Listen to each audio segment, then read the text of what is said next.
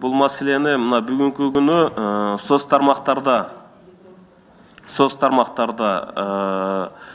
ушундай бир ар кандай чакыруктар болуп жатат да. Бөлүп, жарылууга, элди үгүттөп, жеке менчикти басып алууга биз кайсы мамлекетте, кайсы мыйзам менен мыйзамдуу өлкөдө жашап атабызбы, же бүгүнкү күнү же ушундай беззаконияда жашап атабызбы? Кухня деп ал жерде бир адамды мишен кылып, кийикке охотага чыкканда элдерди үгүттөп, бүгүнкү күнү элдерибиз ушундай бир кыйналып аткан маалда элдерди бир ушундай бир мыйзамсыз жолдорго түртүп аткан соц тармактан чакыруулар болуп атат. Өкмөт эмнеге уктап жатасыңар? Прокуратура, НВД, ГКМБ дегендер обязательно бир адамды басып алып жеке менчигин хаос болушун каалайсыздарбы? Же бир адамды ошо жерден ушундай бир кыйналып аткан учурда бир адамды башкалар уруп же болбосо бир жаман көрсөтүп ушундай бир маселе көтөрүлгөнгө чейин күтүп отурасыңарбы? Жеке менчикке уже кол салууга, ошо жерге баргыла, басып алгыла деген чакыруктар болуп атат. Бул эң бир эмнени карап отурасыңар? Эмне уктап отурасыңар? Мен таң калам ушул нерсеге. Да, мен дагы жанагы мыйзамсыз байыган адамдарга мен да каршымын. Ушулардын аты аталып атат. Эмне үчүн? Буларды текшербей атасыңар. Кайсы убактан кайсы убакка чейин бүгүнкү күнү ушулар мыйзамсыз байыган адамдарды эмне үчүн прокуратура, ошо эле Финполиция эмне үчүн текшербей отурасыңар? Буну аныктасак болот. Кайсы малда кайсыны жеке менчикке өткөзгөнүн. Ошо адамдарды билип атабыз. Баарыбыз билебиз. Бүгүнкү күнү көп кабаттуу үйлөргө жер сатып 2-3 миллиондоп отурат. Баарыбыз билип атабыз. Эмне үчүн текшерүүгө албайсыңар өкмөт? Эмне үчүн бүгүн уктап атасыңар? Урунун орду түрмөдө болуш керек. Мен буга каршы, мен дагы макулмун.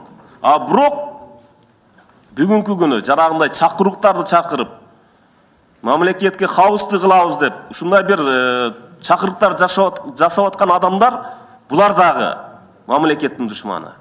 Буларга да тез чараны көрүш керек. Мен протоколдук тапшырма берем мен силерге. Негизи өкмөт чынын айтыш керек, министрлер келет, премьер-министр келет, бирок аппарат ошо ойдон эле калат да. Ошо эле Акаев малдагы иштей албаган аппарат бүгүнкү күнгө чейин иштей албай келген премьер-министрди алмаштырасыңар, министрлерди эле гана алмаштырасыңар дагы эч кандай натыйжа жок. Ошо эле келет, ошо эле. Башка эч бир мындай адамдар келген жок. Ошондуктан бардык министерство мындай бир чечкиндүү министрлер, чечкиндүү бир кадамга баргылачы. Конкурсту өткөзгүлө. Таланттуу, башында идеясы бар, мамлекетти алдыга сүрө турган бир адамдарды албайсыңар. Качанга чейин мына ушундай жашоо менен кете беребиз? 30 премьер-министр алмашса, премьер-министр эле алмашты да. Аппарат ошо ойдон эле отурат. Ошондуктан мен протоколдук тапшырманы берем. Эч качан ар бир бүгүнкү күнү ар бир кыймылга, ар бир сөзгө реакция бериш керек. Ар бир чакырыкка бул деген өтө бир жаман нерсе. Бул бүгүнкү күнү биз мыйзамдуу мамлекетте жашашыбыз керек. Эртең бул илдет, бул вируста кетет. Эртең биздин мамлекетке инвесторлар келиш керек. Бул жерде беззакония экен. Бул жерде бир адам Кыргызстанда бизнес менен байып атабы, аны орган текшериш керек.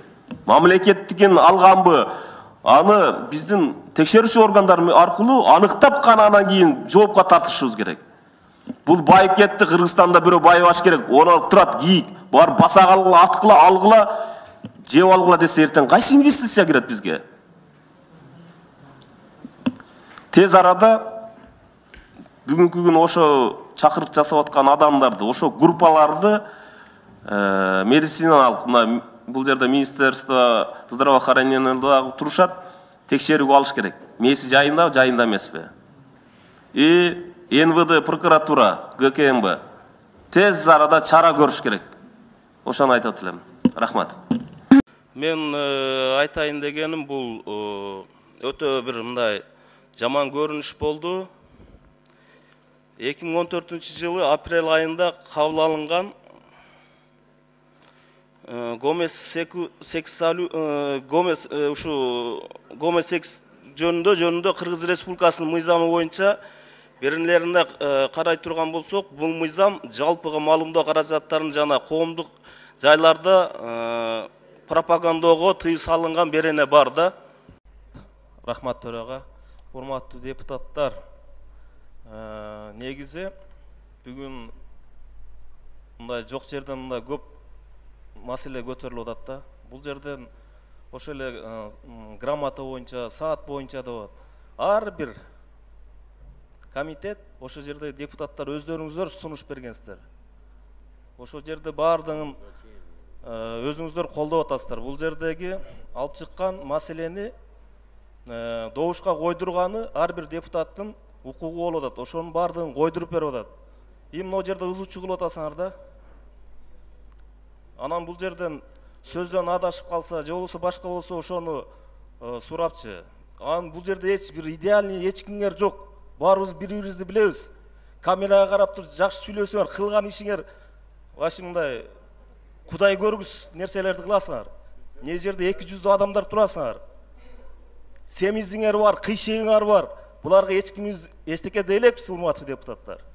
Ошондуктан бир кичине өзүңөрдү кармасаңар, кармап жакшы мындай болуп. Же бирөөңөрдү семиз, бирөөңөрдү кыйшыксыңар деп атабызбы? Ошондуктан өзүңөрдүн сыйыңарды билгиле, жакшынакай болгула. Рахмат, урматтуу депутаттар. Бардык нерсе айтылды болуш керек.